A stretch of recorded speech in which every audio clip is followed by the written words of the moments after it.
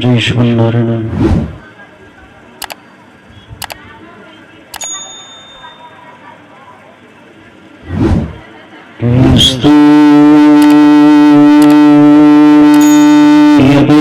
श्रुतिगण निपुणैरजस्व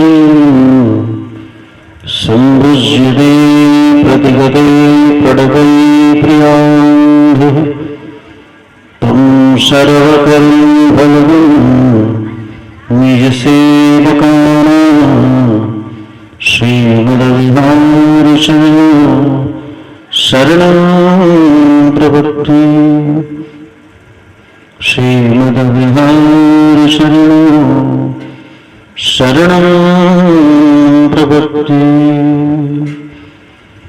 हरे राम हरे राम राम राम हरे हरे।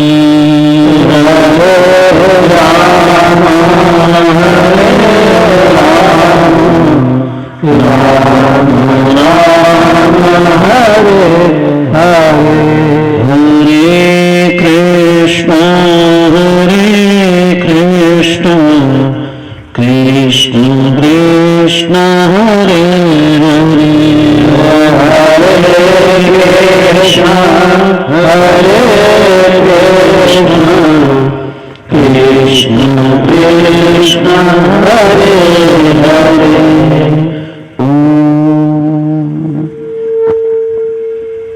लक्ष्मीनाथ समारम्भः नाथयामुनिमध्यमाम् अस्मदाचार्यपर्यन्तं वन्दे गुरुपरम्पराम्।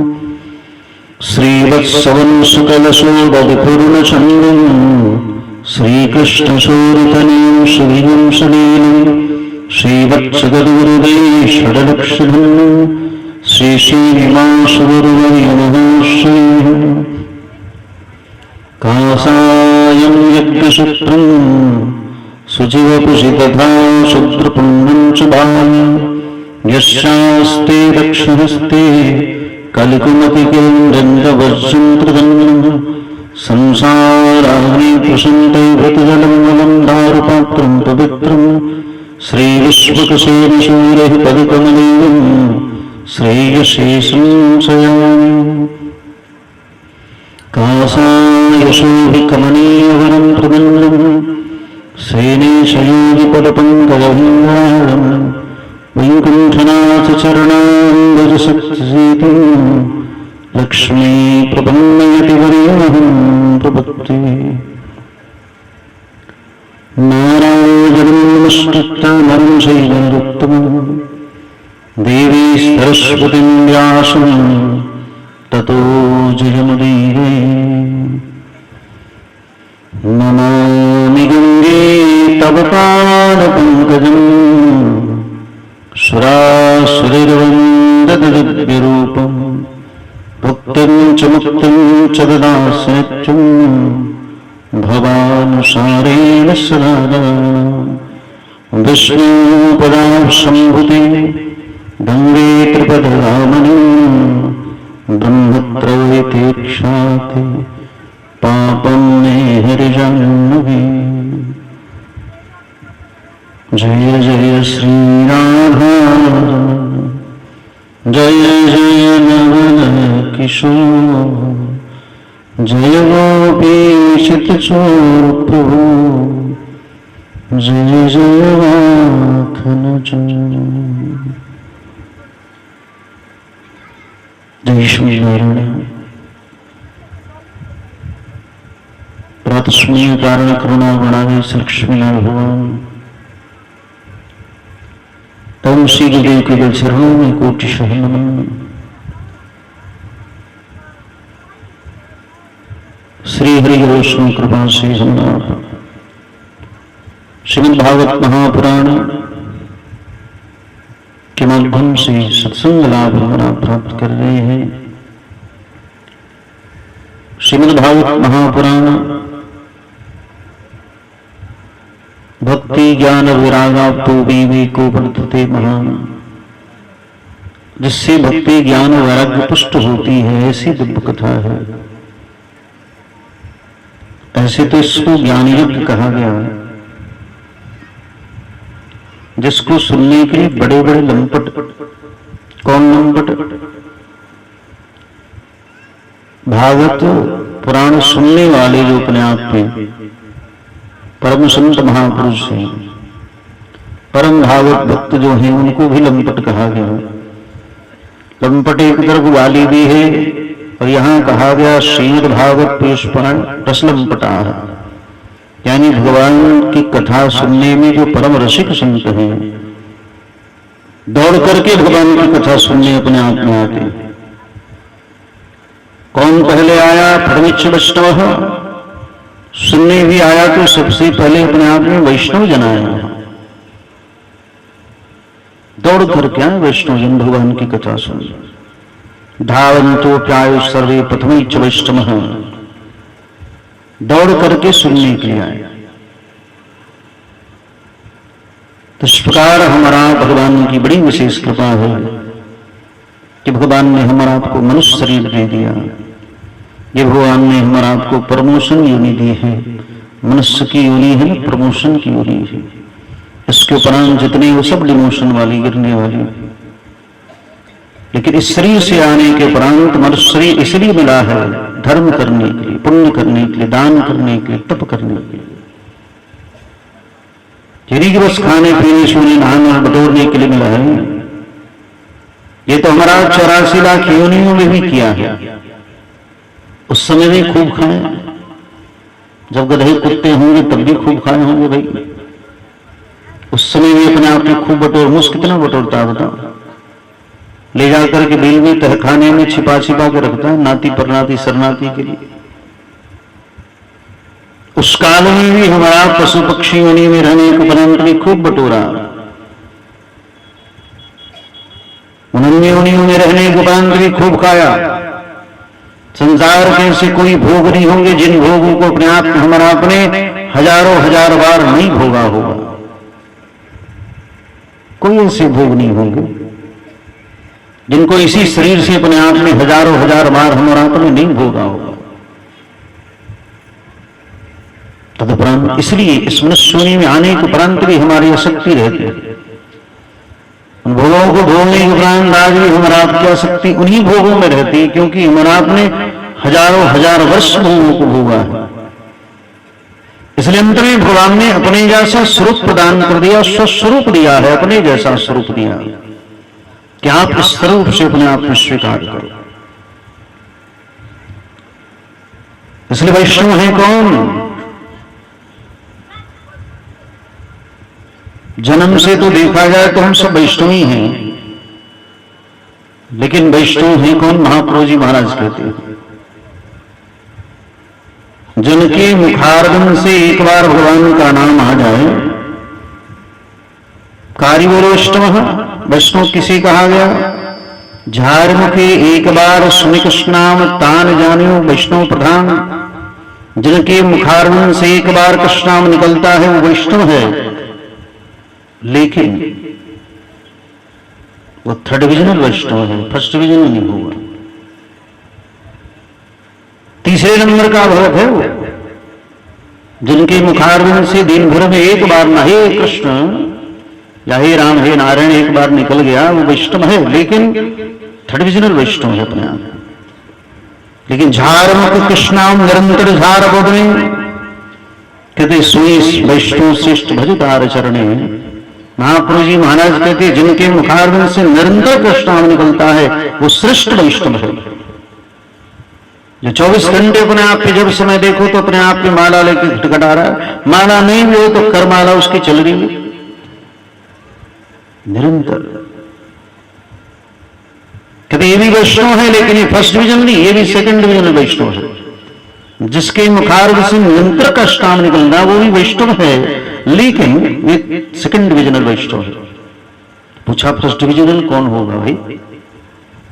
एक नंबर का भगत कौन होगा वैष्णवजन? तो झार दर्शनी मुख्य आयसो कृष्ण नाम तार जान तुम वैष्णव प्रधान। जिसके दर्शन मात्र से भगवान का स्मरण आ जावे, जिनके दर्शन मात्र से अपने आप में भगवान की याद आ जाए, वो समझो कि श्रेष्ठ वैष्णव है। झार दर्शने मुखवाई सुकृष्ण नाम तार जानतम विष्णु प्रधान, जिसके दर्शन मात्र से अन्य प्राणी भी कृष्ण कृष्ण कहीं वज्र नाचते लागे वो, जिनके दर्शन मात्र स्पर्श मात्र से व्याघ आदि भी दर्शन और स्पर्श मात्र से नाचने लगते हो कृष्ण कृष्ण कह करके, वो श्रेष्ठ वैष्णव जैसे महाप्रभु जी महाराज थे। मलाहों को स्पर्श किया तो मलाह भी हरि बोल कह करके नाचने लगे। जगन्नाथ भगवान के अपने आप के दर्शन में गए, शिलाओं का स्पर्श किया तो शिलाएं पिघल गई, इतना प्रेम प्रकट हुआ। ऐसे महापुरुष तो ये श्रेष्ठ वैष्णव है अपने आप। भगवान के परम भागवत भक्त भगवान की कथा सुनने के लिए दौड़ के आते हैं।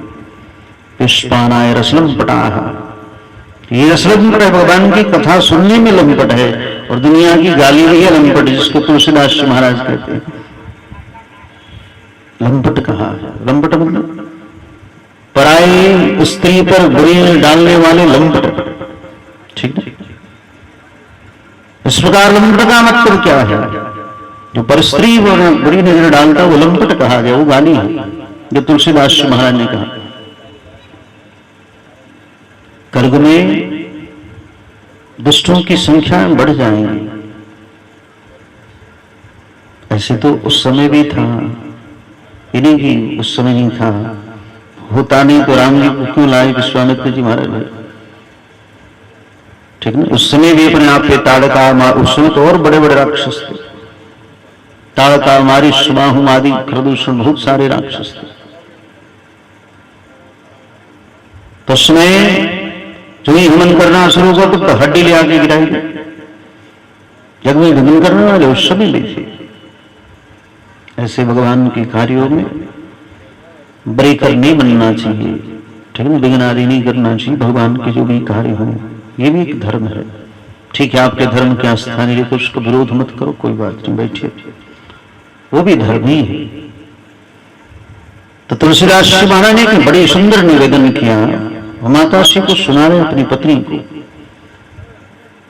कि बाड़े खल बहु चोर जुआरा, जीलन पट पर धन पर गारा, मां नहीं मात पिता नहीं देवा, साधुन संग करा वही सेवा, जिनके यह आचरण भवानी, ते जानहु निश्चर सब प्राणी। कलयुग में खलों की संख्या बढ़ जाएगी। बाड़े खल बहु चोर जुआरा, जुआ खेलने वाले जुआड़ियों की संख्या बढ़ जाएगी।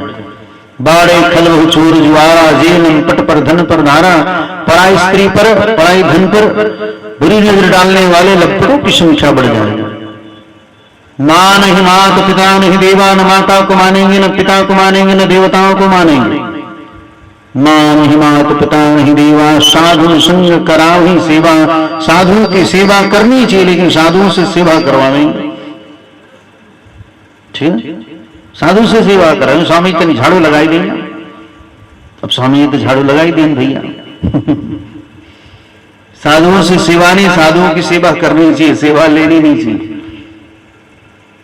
अगर ऐसा आचरण है, साधु संग करावहि सेवा, अगर हम और आप संतोष से सेवा करें तो भगवान शुभ कहते हैं देवी से, जिनके यह आचरण भवानी, ते जानहु निश्चर सब प्राणी। ये मनुष्य रूप में समझो कि राक्षस है, ठीक है, मनुष्य रूप भले ही है लेकिन सब राक्षस ही है, इसलिए देखने में मनुष्य रूप। राक्षस आप भले टीवी में दिखाता है उसके ऊपर दोषी है, वो बात अलग है, लेकिन वो कल्पना करके बनाएगा। राक्षस भी ऐसे ही थे, बुद्धिहीनता के कारण अपने आप में राक्षस थे।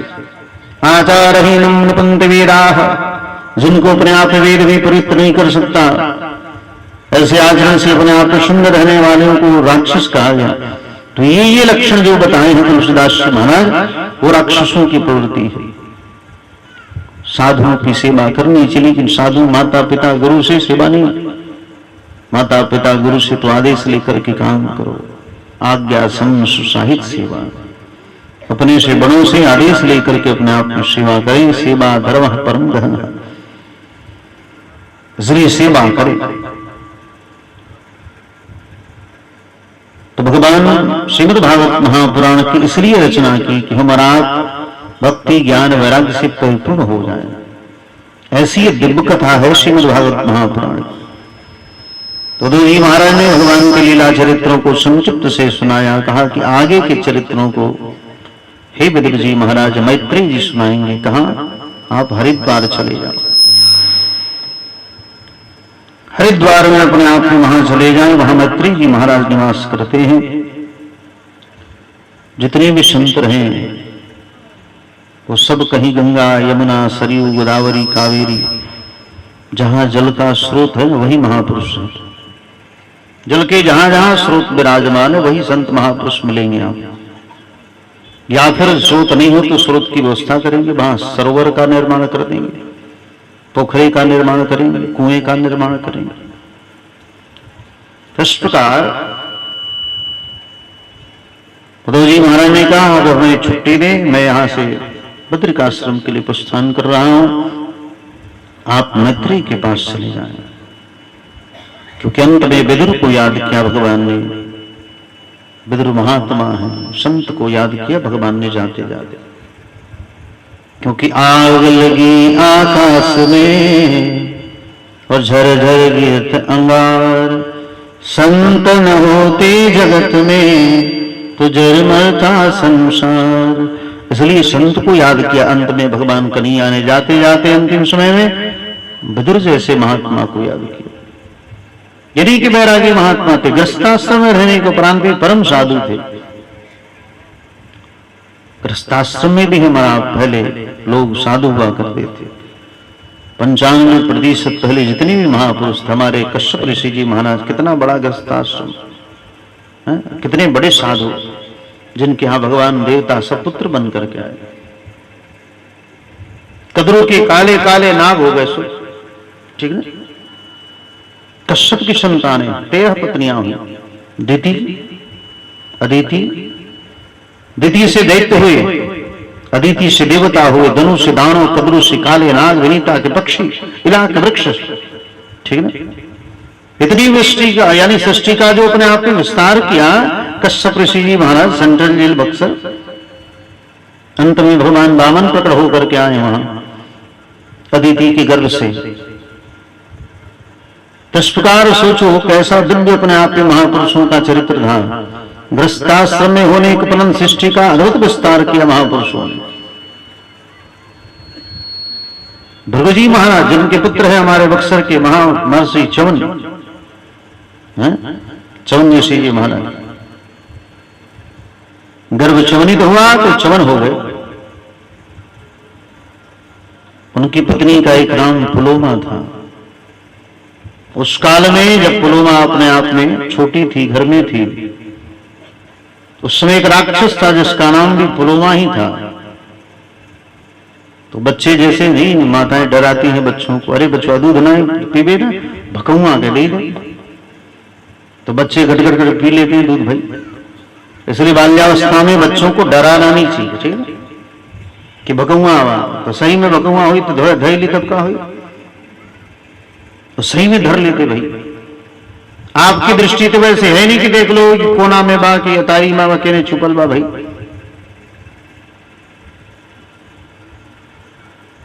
उसने बच्ची को अपने आप में छोटी सी अवस्था थी, अपने घर में थी, तो मैया ने डराया, अरे पुलोमा का दूध जल्दी दूध पी ले, नहीं तो पुलोमा को दे दूंगी। पुलोमा कोने में खड़ा था, तो जो ही राक्षस कोने में खड़ा था मन से स्वीकार कर लिया कि जब अपने आप में विवाह के योग्य होंगी तो मैं विवाह कर लूंगा।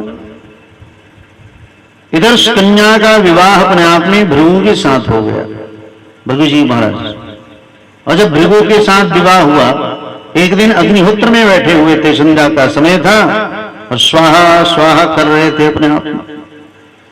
जो ही संध्या के समय, अभी सूर्यास्त नहीं हुआ था, तो उस समय अपने आप क्योंकि सूर्यास्त के बाद हवन आदि करना निषिद्ध है, क्योंकि सूर्यास्त के बाद जो भी आप हवन करते हैं फिर वो भस्मे हवन के बराबर हो। जैसे रात में कोई हवन करे ना उसके बराबर हो। तामसी बुद्धि वालों की बात अलग है, वो रात्रि में ही करते हैं। तारण मारण मंत्र वाले सब रात्रि में ही करते हैं हवन आदि।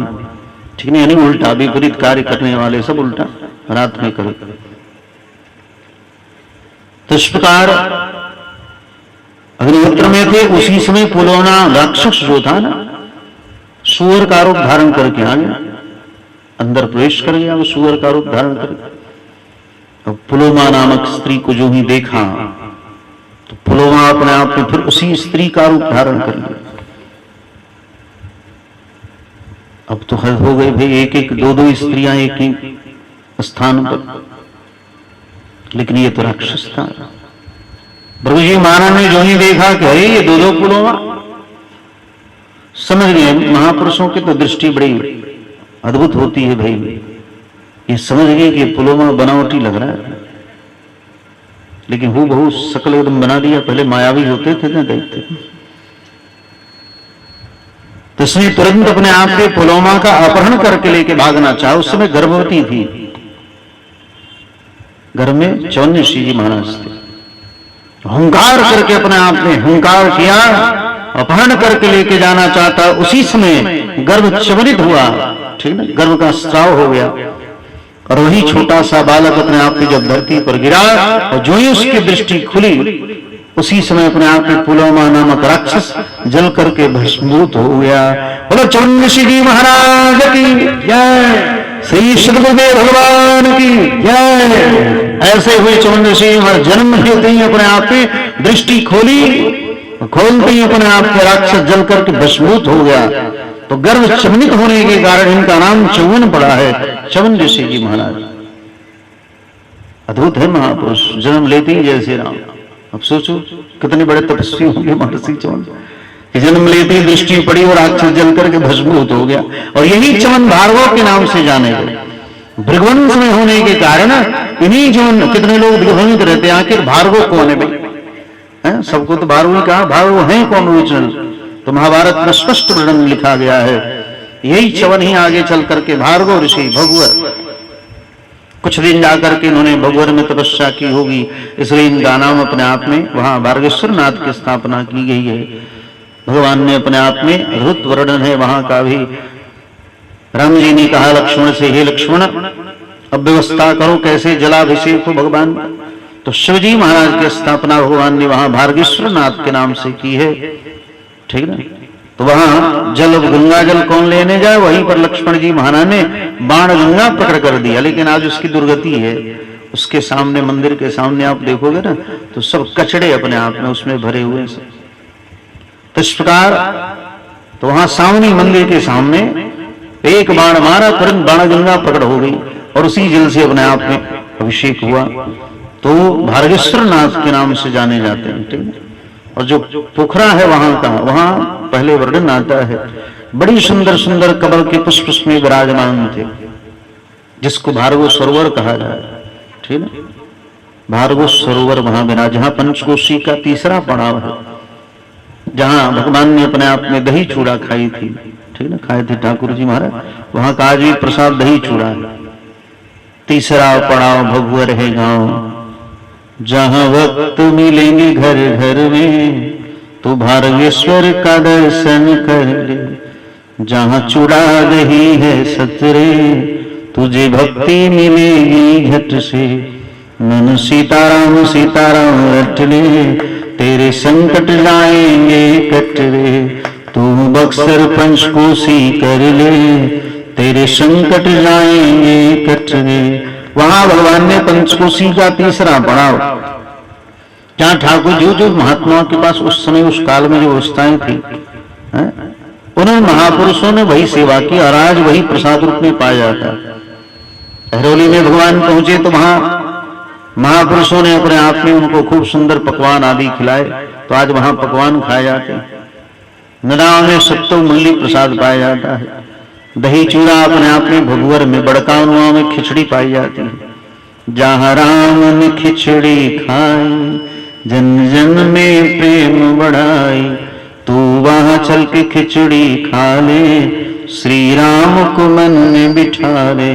वहां माता अंजनी की तपस्वी, वहां अंजनी कुंड आज भी विराजमान, प्राचीन प्रतिमा वहां विराजमान है उस काल की, ठीक है ना। अंजनी कुंड है वहां, उसका ये वर्णन है बक्सर महात्मा में कि जो भी उस अंजनी कुंड में स्नान करता, पहले जितने कुष्ठी होते ना दाग आदि हो जाते, तो ऐसे लोग अब उसमें स्नान करते तो सारा कुष्ठ ठीक हो जाता।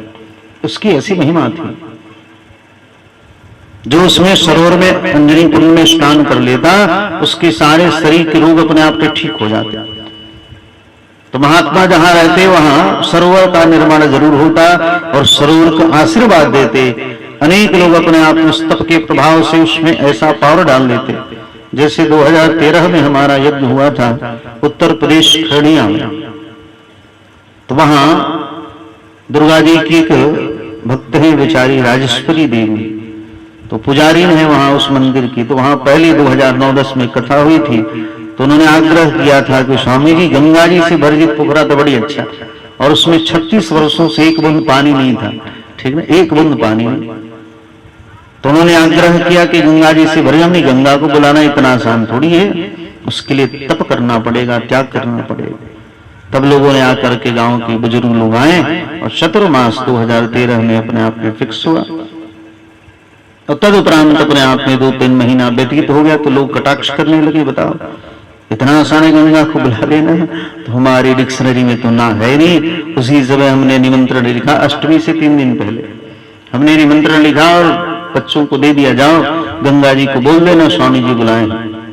और हम एक अनाउंस कर दिया, आज के तीसरे दिन गंगा आ जाएंगे, नहीं आएंगे तो हम जल समाधि ले लेंगे। सोचो जो अपने आप ने बोला, क्या बतावें, सारे जिस दिन हमने निमंत्रण दिलवा उसी दिन रात्रि में पाताल गंगा उतनी ऊंची, पूरा पाताल गंगा रोड मैया ने कबार दिया और तोड़ करके नेट तीसरे दिन अपने आप के सरोवर में आकर के गिरी। लोग कहते इधर से आएंगे, हमने कहा नहीं हमारे सामने से जाएंगे। और हमारे सामने से जितना बड़ा पंडाल उतनी दूर तक पूरा खाई बना दी। इतना गड्ढा, यहाँ से हमारी चाली छोड़ करके एक बीता, चाली के अंदर नहीं है, चाली से लेकर के वहां तक अंतिम जहां थे उतनी दूर तक एकदम गड्ढा बना दिया, तब जाकर के सरोवर में गिरी। इस प्रकार ऐसी गंगा मैया अपने आप में विशेष कृपा है गंगा मैया की। ये नहीं कि अपने आप में बात टाल देनी, माता श्री बड़ी मानती हैं, जो भी आदेश हो। तो हमने अंत में उसमें पावर डाल दिया, उसमें ये आशीर्वाद दे दिया अपने आप में गंगा जी ने, उसमें सरोवर में उसका नाम नारायण कुंड रखा है। और उस काल में जब हम वहां थे तो हमने उसको आशीर्वाद दिया था उस कुंड को, इसमें कैसे भी लोग आकर के स्नान करेंगे उसकी सारी आदि आदि समाप्त हो जाएंगे। लोग दूर दूर से अपने आप में 2 बजे रात्रि से ही लोग नहाना शुरू कर देते, और कितने लोग अपने आप में वहां जा करके और स्वस्थ हो जाते। तो इतनी परिचर्चा हुई, चारों तरफ चर्चा हुई, बड़ी दूर दूर से लोग आकर के उसमें स्नान करने लगे। उसी प्रकार सती त्रेता द्वापर में भी अपने आप में जहां महापुरुष रहते वहां जल का स्रोत बनवा लेते या कुंड का निर्माण कर लेते और उसके अंदर पावर डाल देते कि भैया इसमें कैसा भी रोग स्नान करेंगे उसके आदि समाप्त हो जाएगी। उसी प्रकार बक्सर का अपने आप में जो अंजनी कुंड था वहां का ये प्रभाव था, उसमें कैसा भी कुष्ठी जाकर के स्नान कर ले तो सारे कुष्ठ आदि रोग अपने आप में ठीक हो जाते थे। जहां भी जाओ आप नैमी शरण में चले जाओ, वहां भी जहां जहां संत महापुरुष विराजमान हैं उनके स्थानों पर अपने आप में दिव्य कुंड विराजमान है, सरोवर विराजमान है। और उसमें वो सब महापुरुष उस काल में अपना अपना पावर डाल देते थे, तपस्या का पावर, कि इससे अनेक लोगों का कल्याण हो जाए। ठीक है, ग्वालियर से आप कुछ दूर जाओगे ना, ग्वालियर से 100-150 किलोमीटर आगे, अभी 20-25 साल पहले की घटना बता रहे हैं। वहां एक बाबा थे, पटिया वाले बाबा, रामदास जी महाराज पटिया वाले बाबा। तो वो पटिया पर ही बैठते हैं, पत्थर की पटिया पर, ठीक है, पत्थर की पटिया पर हमेशा बैठते और उनके जाने के उपरांत बस पटिया का ही चरणामृत लोग वहां जाकर के लेते। उसी पटिया का चरणामृत बिच्छी मार दिया हो, सांप कट दिया हो, कुछ भी हो, उस पटिया का ही अपने आप में जल लेकर के चरणामृत ले लेते, लोग ठीक हो जाते। ऐसे सिद्ध महापुरुष, वही महापुरुष बक्सर में कई बार आए सीताराम विवाह महोत्सव में पहले। तो इस प्रकार ये सब अद्भुत महापुरुष, वहां भी कुंड था, ठीक है, वहां भी कुंड रखा था, कुएं जैसा बड़ा सा अपने आप में था वहां। तो वहां भी कुंड की अद्भुत शक्ति थी। जो पुआ आदि बनते तो अगर घी कम भी हो जाए ना तो तुरंत अपने आप में कुएं का जल डाल दिया जाता है। और वहां बड़े बड़े कराह, इतने बड़े बड़े कराह हैं, इतने बड़े बड़े कुएं बनते चक्र की तरह, चक्र जो होता है ना उतने बड़े बड़े चक्र की तरह, एक एक कुआं में सबका पेट भर जाए। अद्भुत। ऐसे ऐसे महापुरुष सब तो नहीं रहे होते तो जरूर यहां भी